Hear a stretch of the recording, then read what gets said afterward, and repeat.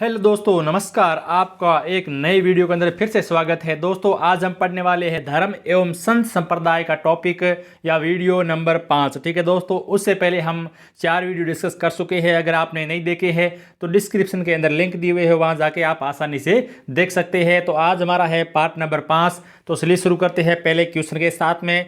निर्गुण भक्ति धारा के किस संत का जन्म राजस्थान में नहीं हुआ था? ठीक है दोस्तों, तो निर्गुण भक्ति धारा के कौन से संत हैं जिनका जन्म है वो राजस्थान में नहीं हुआ था? तो दादू जी का जन्म है वो राजस्थान में नहीं हुआ था। तो दादू जी का जन्म कहाँ हुआ था? तो दादू जी का जन्म हुआ था अहमदाबाद। केंद्र कहाँ पर हुआ था? अहमदाबाद केंद्र हुआ था। और अहमदाबाद कहाँ पर है? गुजरात केंद्र है। कहाँ पर है? गुजरात के अंदर है। फिर हमारा अगला क्वेश्चन है, सद्दुकुड़ी क्या थी? सद्दुकुड़ी क्या थी? तो सद्दुकुड़ी क्या है?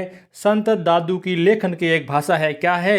संत दादू की लेखन की एक भाषा है सद्दुकुड़ी। ठीक है दोस्तों, तो इस क्वेश्चन का आपका राइट आंसर हो जाएगा 3 नंबर। ठीक है दोस्तों, फिर हमारा अगला क्वेश्चन है, दादू पंथ के 52 स्तंभ। दादू पंथ के 52 स्तंभ किन या किसे कहा जाता है? तो दादू जी के जो 52 शिष्य थे, ठीक है, दादू जी के 52 जो शिष्य थे उन्हें क्या कहा जाता है?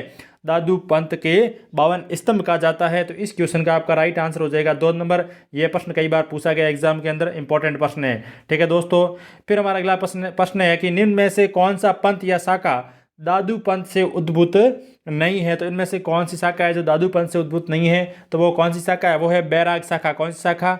बैराग पंथ या बैराग शाखा। तो इस क्वेश्चन का आपका राइट आंसर हो जाएगा 4 नंबर। ठीक है दोस्तों, फिर हमारा अगला क्वेश्चन है 5 नंबर, दादू पंथ व दादू जी के संबंध में कौन सा कथन असत्य है? ठीक है, इनमें से आपको पढ़ना है पूरे को और आपको असत्य कथन बताना है। ठीक है दोस्तों, तो पहला कथन दिया हुआ है, नारायण जयपुर में प्रतिवर्ष ज्येष्ठ कृष्ण अष्टमी को विशाल मेला भरता है।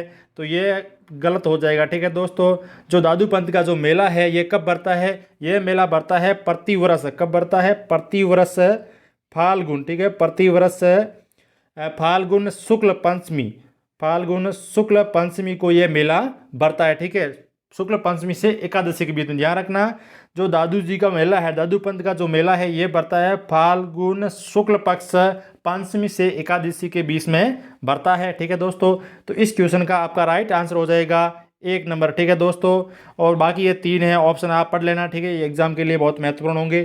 फिर हमारा अगला क्वेश्चन है, दादू जी के शिष्य, दादू जी के किस शिष्य ने ज्ञान समुद्र व ज्ञान सवैया नामक ग्रंथ लिखे हैं? तो ये किसने लिखे हैं?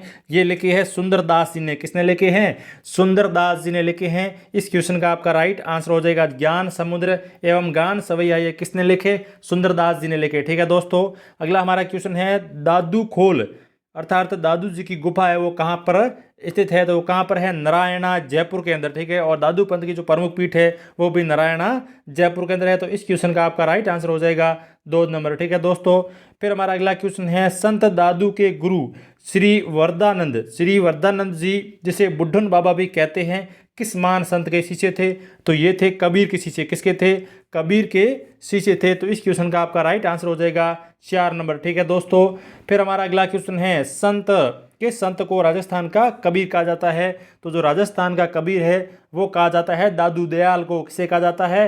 राजस्थान का जो कबीर है वो कहा जाता है दादू दयाल को कहा जाता है। बहुत इंपॉर्टेंट क्वेश्चन, क्योंकि संत दादू ने भी कबीर की तरह लोक भाषा में राजस्थान में निर्गुण भक्ति का जो आंदोलन फैलाया, उसी के कारण संत दादू दयाल को राजस्थान का कबीर कहा जाता है। ठीक है दोस्तों, अगला हमारा क्वेश्चन है, दादू संप्रदाय की मुख्य पीठ कहाँ पर स्थित है? तो दादू संप्रदाय की जो मुख्य पीठ है वो नारायणा जयपुर के अंदर है। कहाँ पर है? नारायणा जयपुर के अंदर है। तो इस क्वेश्चन का आपका राइट आंसर हो जाएगा 2 नंबर। ठीक है दोस्तों, फिर हमारा अगला क्वेश्चन है, दादू पंथ के सत्संग क्या कहलाते हैं? तो दादू पंथ के जो सत्संग है वो कहलाते हैं अलख दरीबा। क्या कहलाते हैं?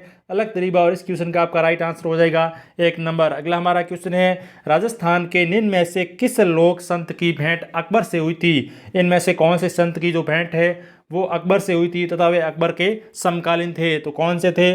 वो थे दादू। कौन थे? दादू। 2 नंबर हो जाएगा आपका राइट आंसर। ठीक है दोस्तों, फिर हमारा अगला क्वेश्चन है, दादू जी द्वारा रचित ग्रंथ में वेदांत, उपनिषद एवं सांख्य दर्शन का सार गर्भित वर्णन व विश्लेषण किया गया है। तो ये किसके अंदर किया गया है? ठीक है दोस्तों, तो आपको यहाँ बताना है क्या प्रश्न है कि दादूजी द्वारा रचित किस ग्रंथ में वेदांत उपनिषद एवं सांख्य दर्शन का सार गर्भित वर्णन व विश्लेषण किया गया है। तो ये किया गया, एक तो किया गया है कायाबेली ग्रंथ के अंदर और दूसरा किया गया है परिचय का अंग। ठीक है दोस्तों, तो इस क्वेश्चन का आपका राइट आंसर हो गया ए एवं सी। कौन सा राइट आंसर हो गया? ए व सी हो जाएगा आपका राइट आंसर। ठीक है दोस्तों, तो दादू जी ने जो ग्रंथ में वेदांत उपनिषद एवं सांख्य दर्शन का जो सार्वभौमिक वर्णन किया है वो किया है कायाबेली ग्रंथ एवं परिचय का अंग केंद्र किया है। ठीक है दोस्तों, तो इस क्वेश्चन का आपका राइट आंसर हो जाएगा ए एवं सी। ठीक है दोस्तों, और फिर हमारा अगला क्वेश्चन है पंथ परीक्षा किस पंथ का प्रसिद्ध ग्रंथ है? पंथ परीक्षा है वो किस प्रसिद्ध ग्रंथ है? तो ये किसका है? तो ये है दादू पंथ का संप्रदाय का प्रमुख ग्रंथ है। ठीक है दोस्तों, पंथ परीक्षा। अगला हमारा क्वेश्चन है निम्न में से कौन दादू जी के शिष्य है? इनमें से कौन दादू जी के शिष्य है? तो इनमें से दादू जी के शिष्य वो है जन गोपाल, संत दास एवं जगजीवन। ये तीनों कौन है? दादू जी के शिष्य है। तो इस क्वेश्चन का आपका राइट आंसर हो जाएगा 4 नंबर। दोस्तों क्विज अच्छी लग रही है तो चैनल को सब्सक्राइब जरूर कर लेना। अगला हमारा क्वेश्चन है संत लाल दास जी का जन्म व मृत्यु क्षेत्र है। तो संत जो लाल दास जी का जो जन्म है वो हुआ था अलवर के अंदर। कहाँ पर हुआ था? अलवर के अंदर। और लाल दास जी की जो मृत्यु है वो हुई थी भरतपुर के अंदर। ठीक है दोस्तों, और जो संत लाल दास जी का जो जन्म है वो हुआ था अलवर के धौलीदू। ठीक है, धौलीदू गांव में हुआ था और उनकी मृत्यु हुई थी वो भरतपुर के नगला गांव में। ठीक है दोस्तों, फिर हमारा अगला क्वेश्चन है संत लाल दास ने किससे दीक्षा ली थी? तो संत जो लाल दास है उन्होंने किससे शिक्षा ली थी? तो उन्होंने ली थी संत गदन चिश्ती ली थी। ठीक है, संत गदन चिश्ती से दीक्षा ली थी। और संत गदन चिश्ती को इसका एक और नाम है, क्या नाम है? गद्दाम चिश्ती। ठीक है दोस्तों, तो एग्जाम में कुछ भी आ सकता है। ठीक है दोस्तों, और फिर हमारा अगला क्वेश्चन है मध्यकाल में परिवर्तित लाल दासी संप्रदाय का प्रमुख तीर्थ स्थल कहाँ पर है? तो जो लाल दास संप्रदाय है उनका जो प्रमुख तीर्थ स्थल है वो है शेरपुर अलवर। कौन सा है? शेरपुर अलवर। 2 नंबर हो जाएगा आपका राइट आंसर। अगला हमारा क्वेश्चन है संत लाल दास द्वारा 17वीं सदी में प्रवर्तित लाल दासी पंथ में पर बल दिया गया है। ठीक है, तो रिक्त स्थान बढ़ना, यहाँ पर खाली जगह थी, खाली जगह छूट गई। ठीक है दोस्तों, इसके लिए माफी चाहूँगा।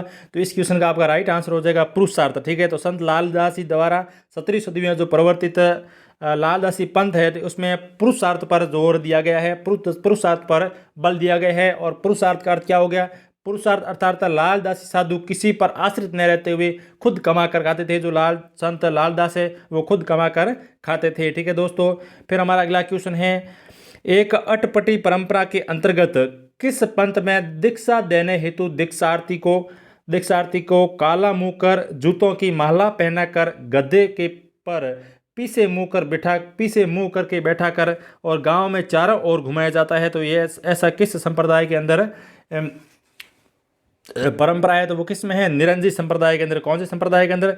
निरंजी संप्रदाय के अंदर। 1 नंबर हो जाएगा राइट आंसर। ठीक है दोस्तों, और फिर हमारा अगला क्वेश्चन है शरणदासी पंथ की प्रमुख पीठ स्थित है। ठीक है, तो प्रमुख पीठ कहाँ पर स्थित है? तो शरणदासी संप्रदाय है उसकी जो प्रमुख पीठ है वो कहाँ पर है? तो वो है दिल्ली के अंदर। कहाँ पर है? दिल्ली के अंदर है। 4 नंबर हो जाएगा आपका राइट आंसर। ठीक है दोस्तों, फिर हमारा अगला क्वेश्चन है शरणदास जी का जन्म है वो कहाँ हुआ था? तो शरणदास जी का जन्म हुआ था डेहरा अलवर के अंदर। शरणदास जी का जन्म डेहरा अलवर के अंदर हुआ था। और शरणदास जी का जन्म मेवात क्षेत्र के ग्राम डेहरा अलवर में भाद्रपद शुक्ल तृतीय संवत 1760 को मुरलीधर व कुंजू देवी का घर हुआ था।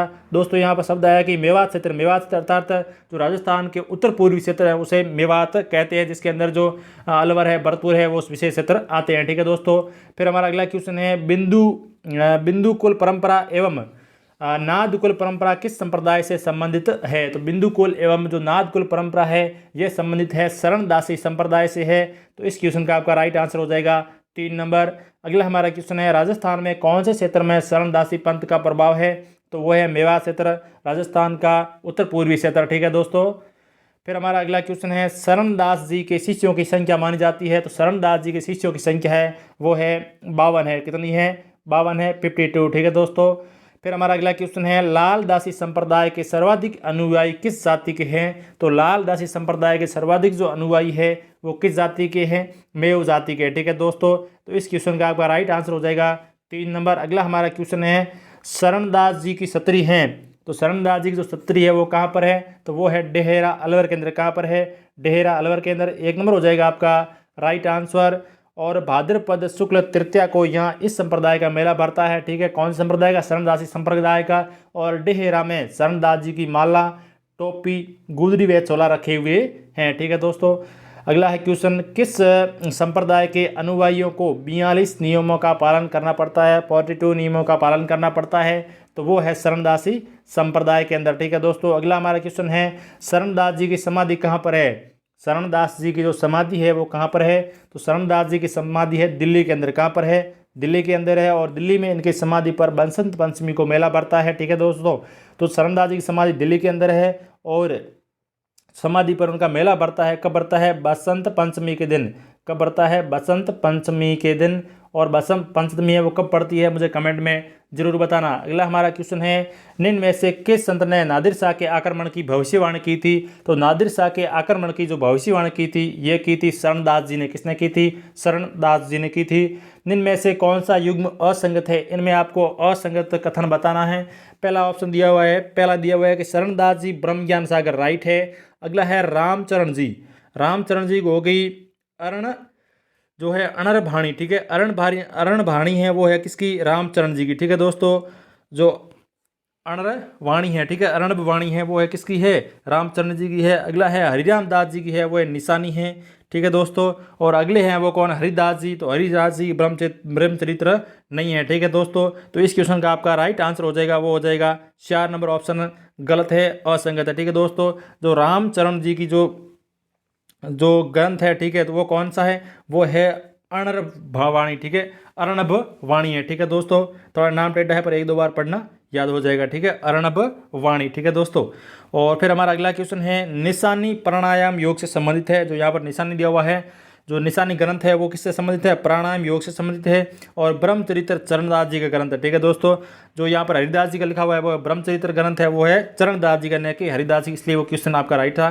फिर इसके अतिरिक्त भक्ति सागर एवं ज्ञान सरोदय भी शरणदास जी के प्रमुख ग्रंथ है, ठीक है दोस्तों। तो दोस्तों आज की हमारी क्विज हुई कंप्लीट। अगर आपने क्विज को पूरी देख ली है और आप अंत में यहाँ पर आ गए हैं तो मुझे कमेंट में जरूर बताना कि हमने पूरी देख ली है और कितने कमेंट प्रश्न सही किए ये भी मुझे कमेंट में जरूर बताना। तो धन्यवाद दोस्तों, जय हिंद, जय भारत।